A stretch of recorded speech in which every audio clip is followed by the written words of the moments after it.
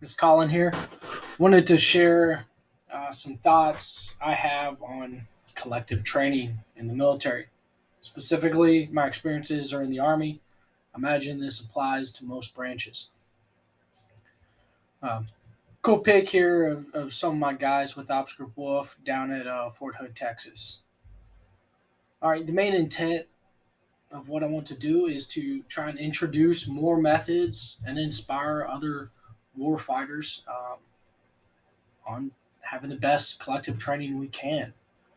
There's some issues that I see and believe we can help correct, and ways we possibly can take it further. Things I've learned from other soldiers that I want to share as well with all of you. The audience, primarily, uh, I think I am probably talking more toward practitioners of warfighting and defense due to the lingo I'll be using, the resources I'll be covering. A lot of the lingo and acronyms may not be available, or I'm sorry, I may not break those down and explain those. Um, and a lot of the resources may not be available on the civilian market. Some are, though. Some are better. Anyway, let's get going. On this discussion, I'd like to talk about sets and reps, share kind of the current training environment and experiences I've seen, share a good analogy, perspective of how I try to bring this information to my work, force on force, personal methods I've used, the units I've been in have used, other methods, how many sets and reps should people conduct, and then wrap everything up. Over here on the right hand side, I've got the good FM 70 June 21 edition. Let's get cracking. All right, so sets and reps.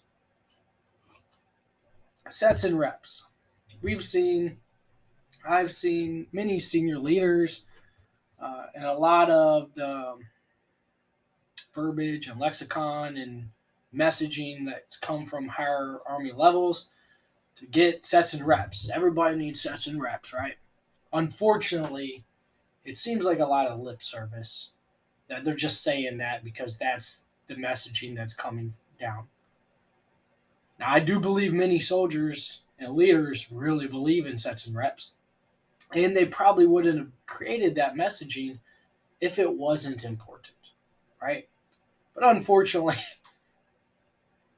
it's like, hey, you're just going to message this without much meaning behind it, and that does affect soldiers and units, like, all right, whatever, and can help desync, the messaging from what soldiers really believe and actually conduct. And the reason why that happens is sometimes there's, those higher levels, our bosses, each higher echelon doesn't have any training designs that follow that message. They don't create any plans to make sure that happens at any echelon, right? They also don't spot check the subordinate units to hold them accountable to see if they're actually getting after sets and reps. Specifically, I'm talking about collective training. And then resourcing, right? Are they actually resourcing and backing up the message of let's get sets and reps behind all this? Now, let me back up just 1 minute. Talking about collective training, I got ahead of myself. Collective training. Generally, we got the three levels of training in the Army: individual, small team, and collective, right? Individual, weapon employment, personal skill craft, range guards, so on and so forth. And it's not just in the combat arms. Every element, every warfighting function has this. Small teams. On my side, machine guns, anti-tank teams, maybe a fire team, um, squad, possibly. Collective, the whole team, platoon, company, battalion, brigade, division, the new unit of action. All right. But do also know that within each of these, especially on the individual side, right, there might be individual skills and tasks that need to be done to support the collective, um, collective level proficiency, right? How good's the whole team? Which is why individual skills are broken down to their own levels. Skill one, two, three, four, five, and officer foundation standards. A skill level four individual task is a platoon sergeant task that really actually supports collective execution. So collective to me isn't just the whole team executing and training together. It's the leaders conducting their leader tasks as well. Now that might be a separate line of effort in the training, um, but it's something to keep in mind when designing and resourcing and coordinating all the training, right? Because some of this we're going to actually do the whole team collective training. Some of it's just the leader individual training at being good at leading the collective team, right? Um, and okay, so there's kind of a quick once over of the different levels of training. And the last thing I'll say is, generally, as you can see here in the principles of training from 7.0, NCOs train individuals, crews, small teams. Absolutely. They should own that. As an officer, I should empower that and support it and resource it. It's important. That training is important. Collective training as well is important. Uh, it's not at the exclusion or mutually, you know, um,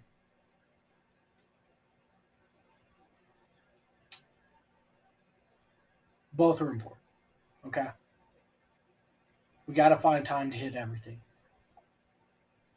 and it's not just a. I'm not going to talk in the sense of officers and NCOs. I'm going to talk in the sense of leaders, because once you get to specific echelons, you are the leader executing collective level operations.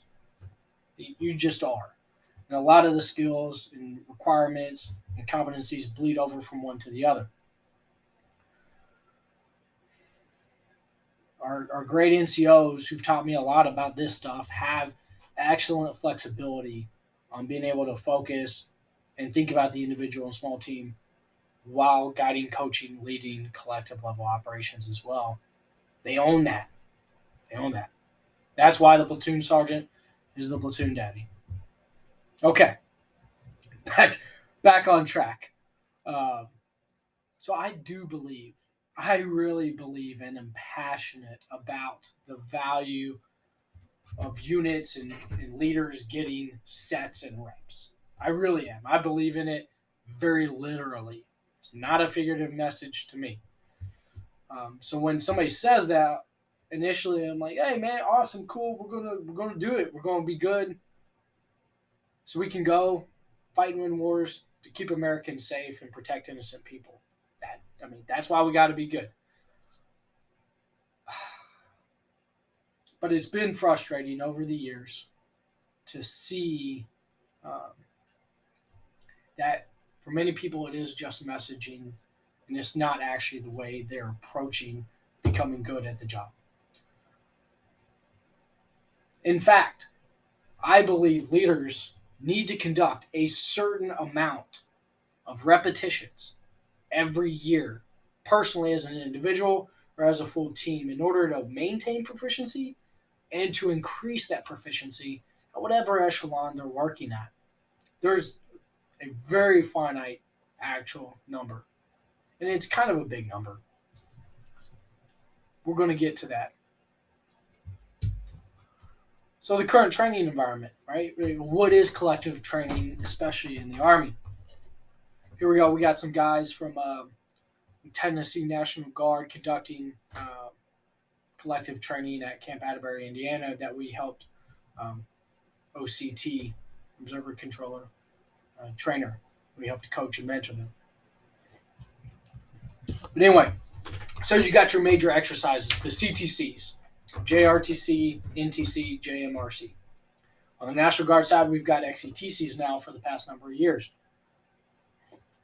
For staffs, warfighter exercises, command post exercises. There's always blocks of instruction. Everybody's conducting stuff between TLPs. Almost the entirety of IBOLIC, MCCC, portions of ALC. They're on like the TLPs and stuff, right? And MDMP, working collectively. You also have sticks, situational training exercises, field training exercises, and lane training. A lot of the sticks and lane training happens within inside an FTX. And where do we go to find a lot of information about this? As you've seen, FM70, but then the ITWITs, the Integrated Weapons Training Strategy, and the whole Army kind of shifting the past couple of years into the table format. I'll tell you, I am generally a fan of the table format. Been through a number of gunneries, so I was already naturally familiar with it, which is cool.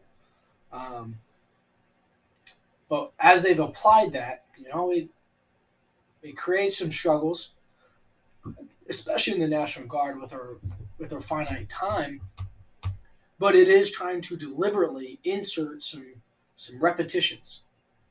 It really is. But here's the thing about these things, right?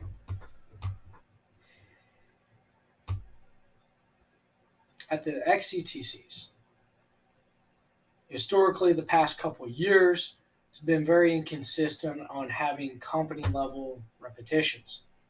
Okay? Hey, the issue with that, when's the team going to practice?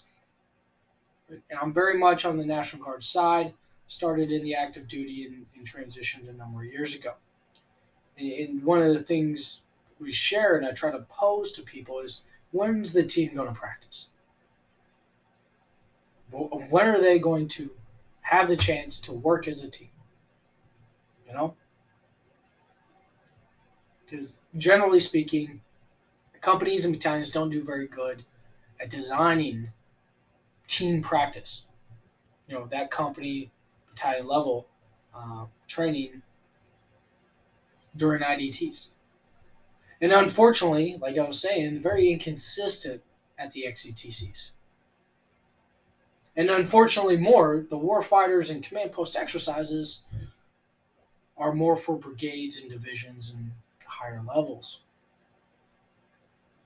I see a gap.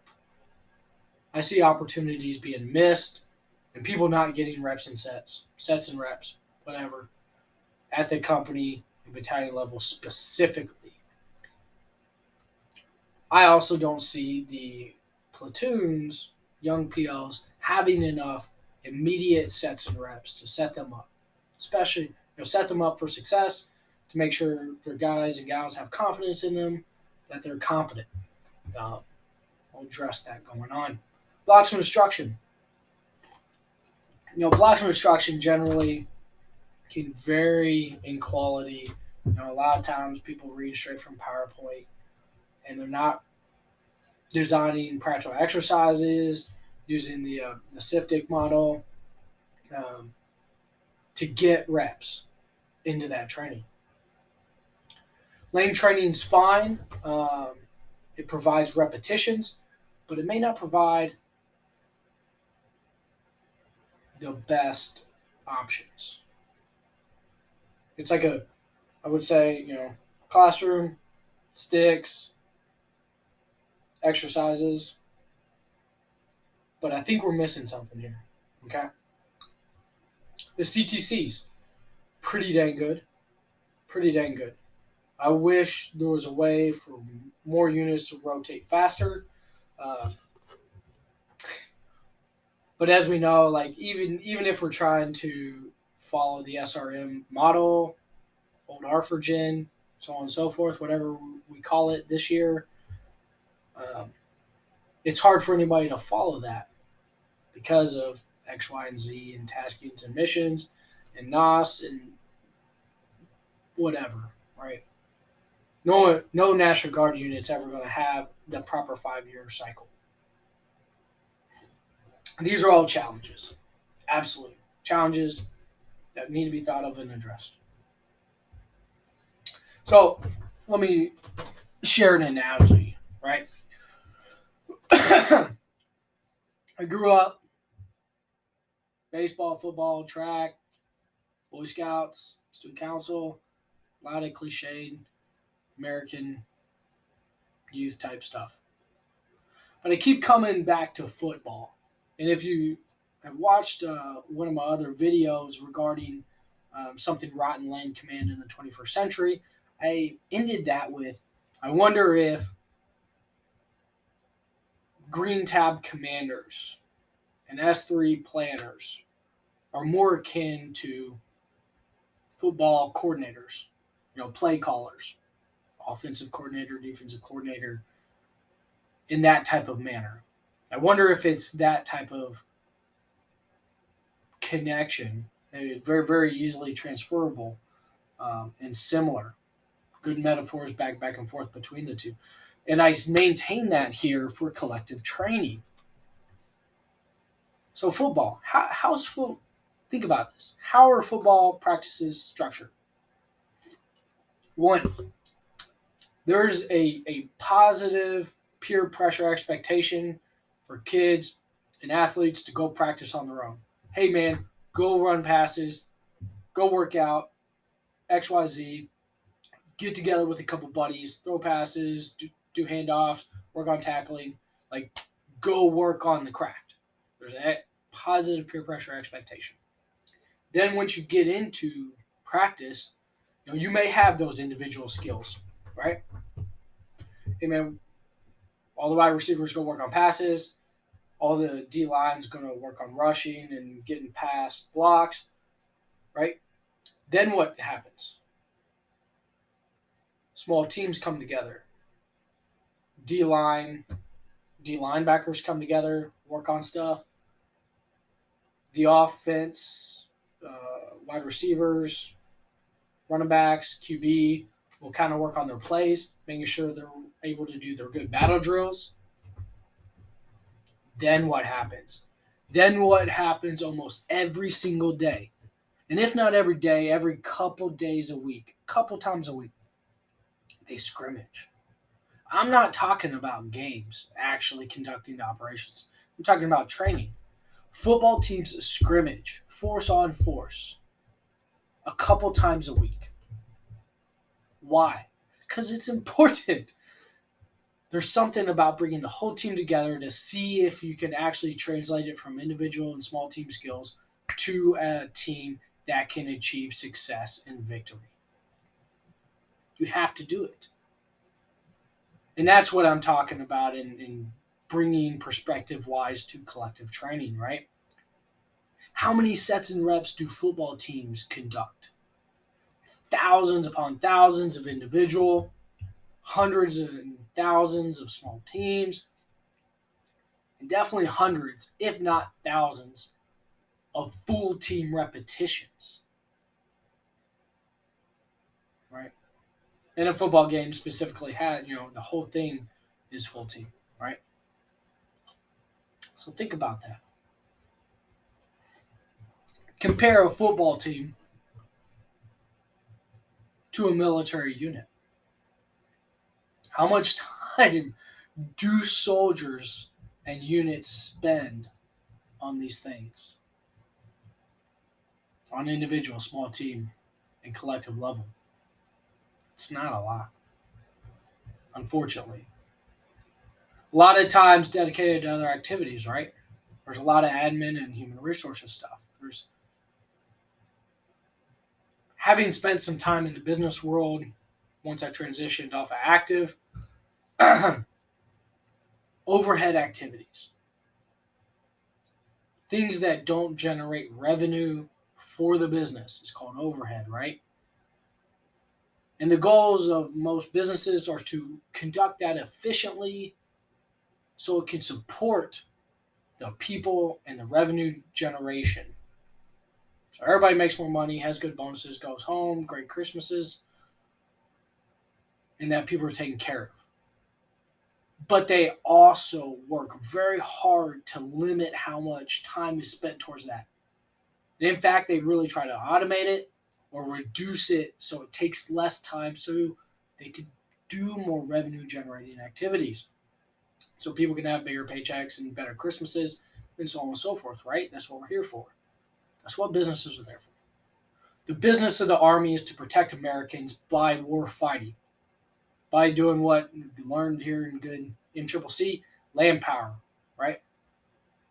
I'm a maneuver leader in the infantry tasked to conduct land power operations in support of America, our interest in protecting innocent lives anywhere in the world.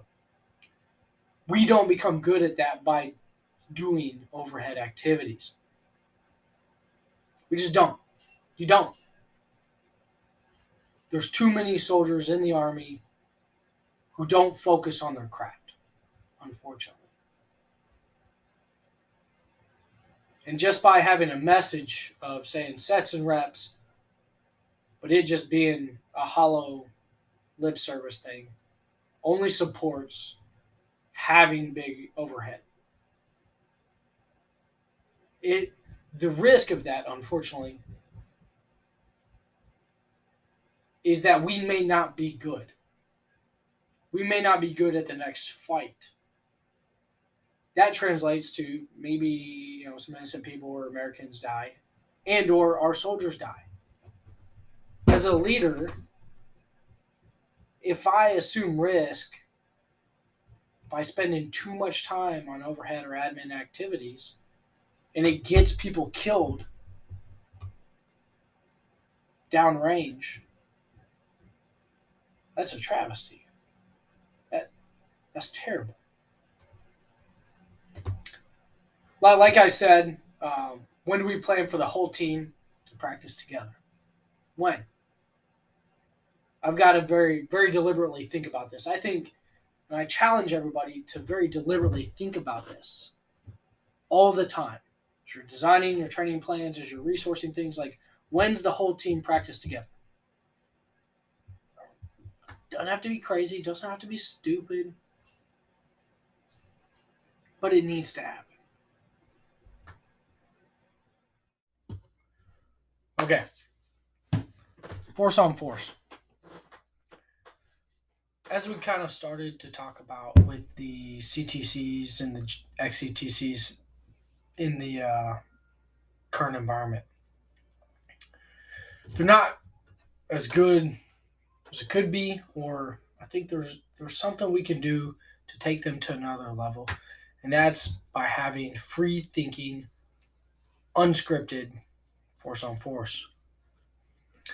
Currently, the scenarios are kind of scripted, right? We have the training intent of meeting certain mission essential tasks, the METs or battle tasks for platoons and lower.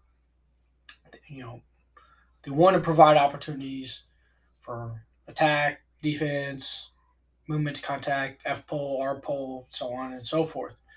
Right, like the BSA needs to be attacked by the Op 4, regardless of if they can get there or not.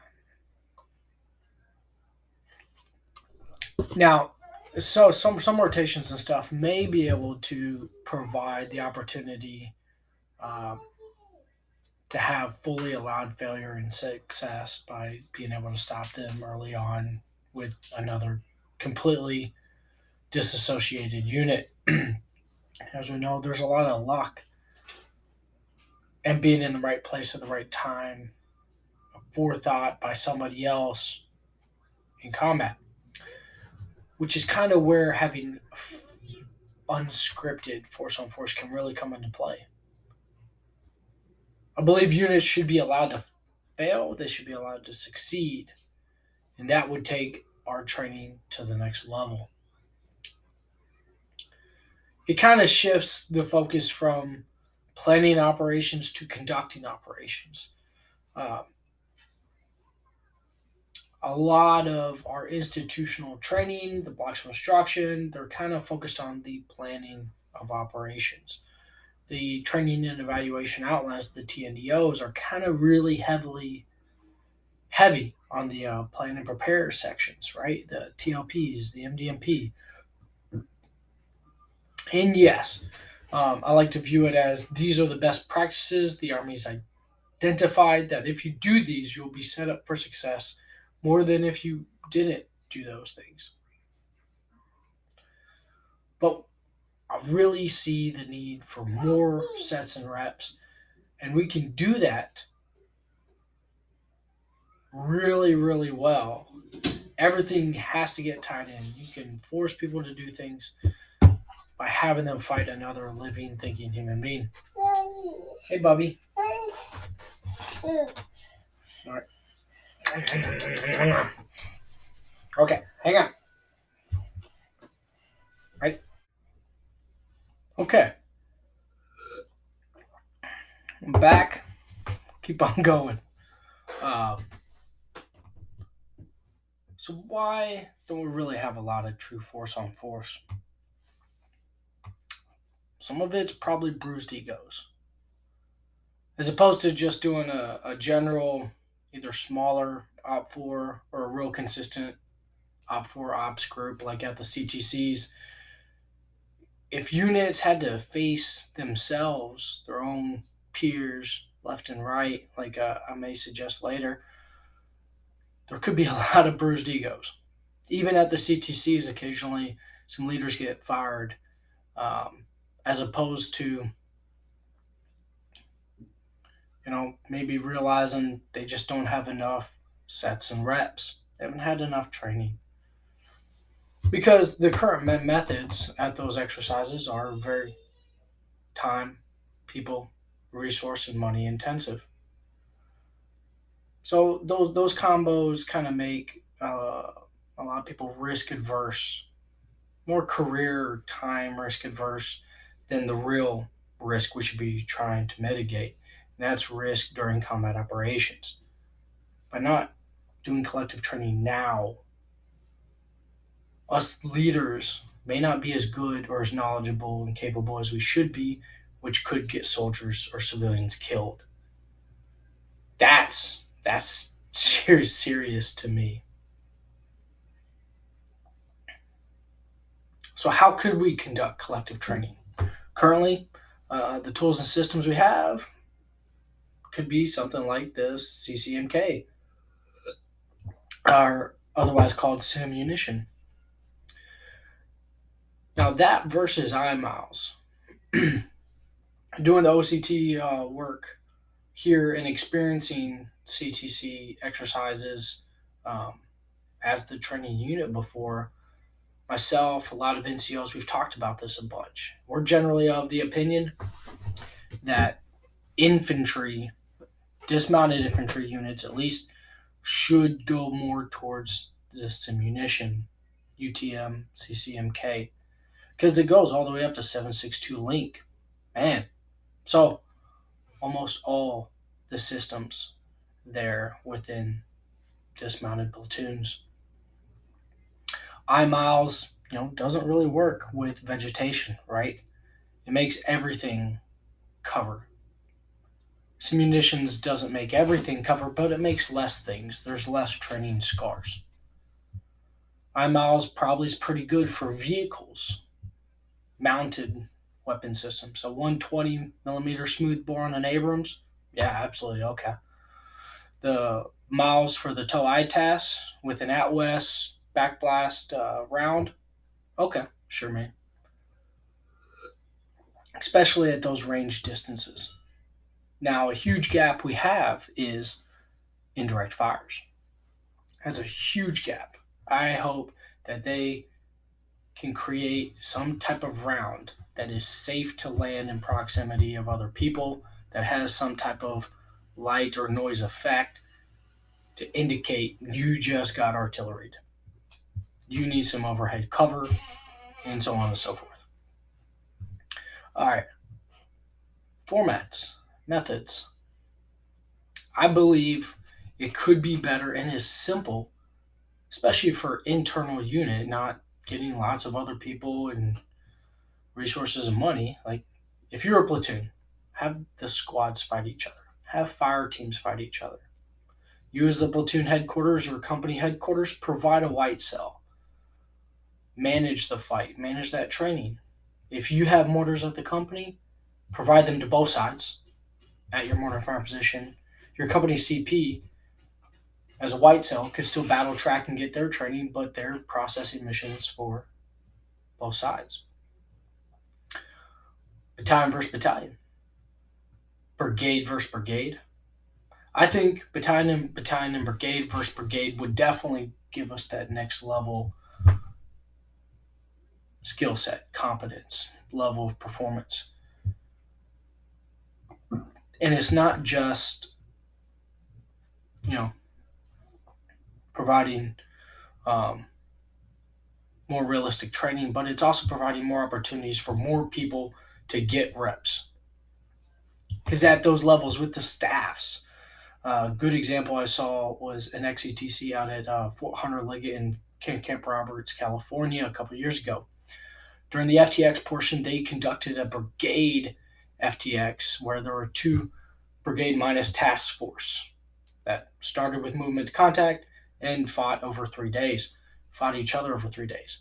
All the OP4 for that XETC was added into as a battalion plus to one of the brigade task force teams. Um, but think about it. That's the S3 on the brigade fighting the AS3, like the brigade commander fighting the XL, right? More people in the staffs can get more repetitions at the next level up, or if they had to assume command. It was a great opportunity. But because it was kind of scripted, still had loss of opportunity, a little bit of confusion, less buy-in at the soldiers down at the lower level. Hey man, is this the part scenario we're supposed to do? No, you guys are wiped out. And you get those bickerings back and forth. Excuse me. Okay, so personal methods. Um, some of these are things that I've done and gone through and was taught by my leaders, um, that I've tried to use and continue on. There is Captain Maris with myself back in 2020 conducting a map exercise with Ops Group Wolf, kind of during the lockdown time period where exercises got canceled. MAPEX, real simple, right? Assign the forces and get to it. You have to do analog battle tracking. You have to do all the mission analysis and course of action development. This was a non-blind, so not free force-on-force play. We saw each other's moves and locations, but you sequence it by time, and whether that's a half hour, an hour, or day, or whatever time period, we would do our moves. Then think about how forms of contact or battle damage assessments for any engagements would go, and adjudicate and move on to the next time period. Once we get closer into the close fight, you could do something like a COA sketch on a blank piece of paper and really go step by step for smaller echelons, fire teams, individual soldiers, sectors of fires, um, and all the fire support coordination measures. Real good method.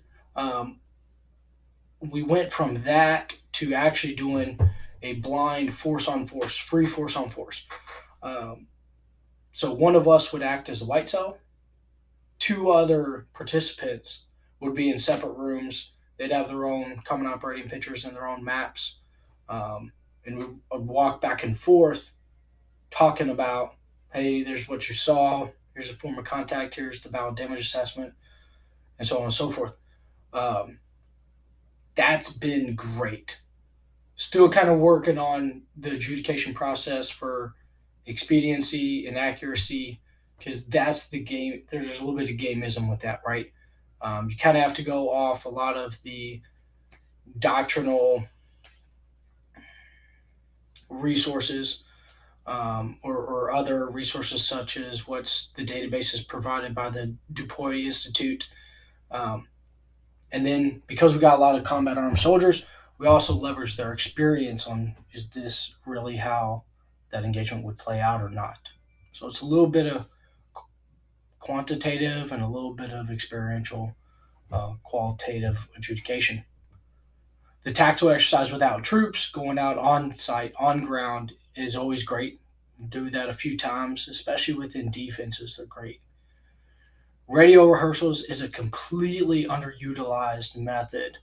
Um, Even going into the box at JRTC, I used it as a quick method to practice with my platoon leaders in a Delta company, um, as a good exercise, a good way to get spun up on a upcoming engagement.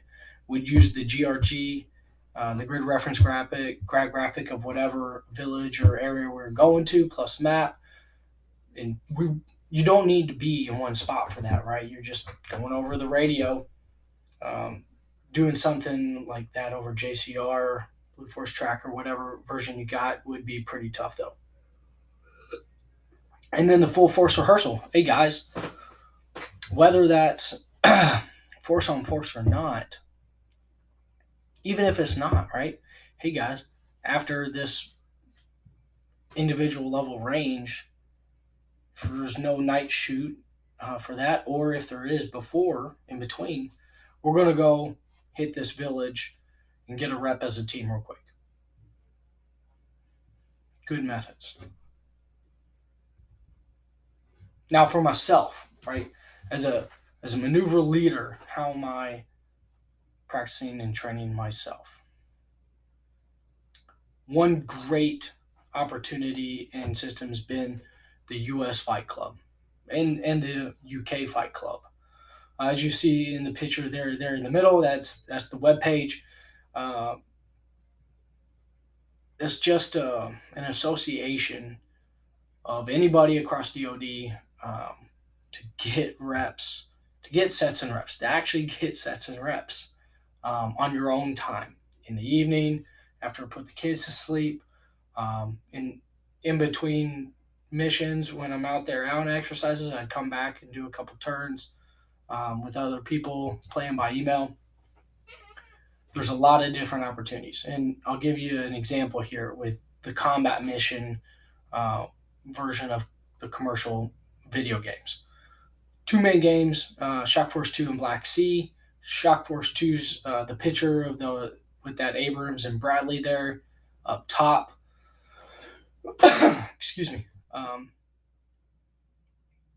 It is a modern, it's as close to physical simulation as I can imagine, at the moment, to provide both micro and macro practice.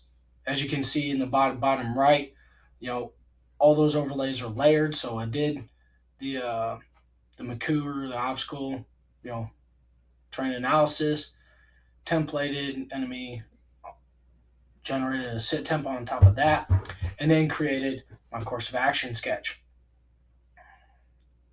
in order to handle every single piece for that engagement, to try and put myself and my team in position of advantage. It's been great reps, great additional ways to get reps. Okay, other methods. As you can see here, we've got a couple different figures and tables.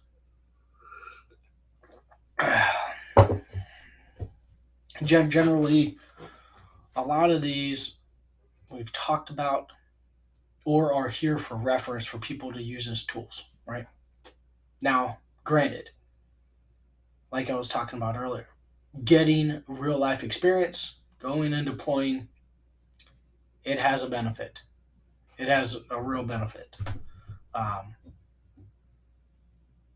it just does. Now, Milsim Airsoft, you'll want to be careful about not grabbing any wrong training scars with the different types of weapon systems. Everything's going to have some gaminess, but that might be better or a great option for small individual or small team level exercises. Collective level, you'd almost have to like take a whole, the whole team, right? Like, or make sure you as the leader or the one on this being the squad leader, being the platoon leader, or putting on that airsoft event in order to get that type of value on the collective level. So get creative, please. I, because I'm so passionate of wanting to make sure we do the job well and keep everybody alive. Hopefully, I'm motivating everybody to be creative and to think. Always think about this deliberately. Don't hope higher. Don't. We're not charged. Army Command uh, policy and regulation at the captain level, company commander level, to wait for battalion to tell us what to do. We're already charged with specific responsibilities and authorities, and um, the cats and all the information on ATN provide what that unit is supposed to provide, right? Like, I just, what type of value your company or battalion or so on and so forth is supposed to provide. So get after it. Proactively think about it. Okay, now how many sets and reps? Nice little typo up there in the upper left. So I say, and I brief, and I counsel, and I challenge all my leaders to do this at least 6 to 12 operations a year. Whether that's full force, whether that's as a leader doing that on your own, like with the games, or if it's you versus somebody else on a MAPEX. Platoon company, 6 to 12 operations a year, at least. Battalion, brigade, division, definitely six. Like the other video, before some staffs deployed to Gulf War, they conducted six CPXs in a week, five or six. I recall from some of my old books from commanders and sergeant majors back in the Cold War. They talked about by a couple years in, guys may have already had 6 or 12 live fires under their belt. We don't do that amount of live fires anymore. Those repetitions were important.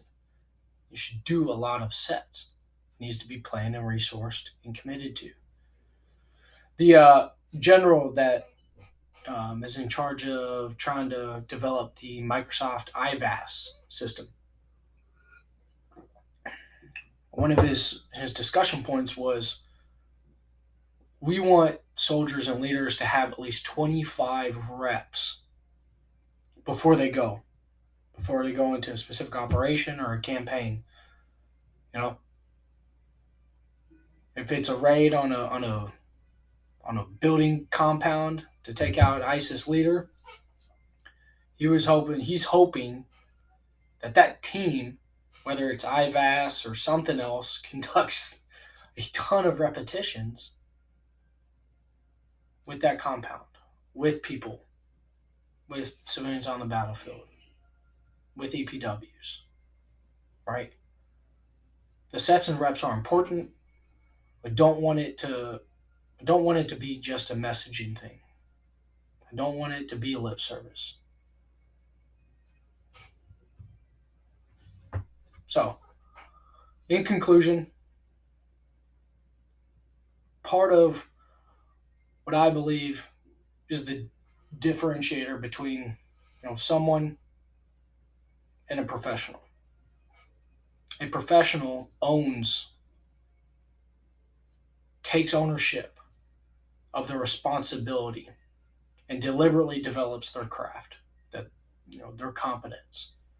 They don't rely or delegate the responsibility to somebody else. Somebody else doesn't own it, right? Basic trainees aren't really professionals yet because the drill sergeants are responsible for that trainee's development. Now, the trainee can take it further, can be a professional to take what they're being trained on and take it further, right?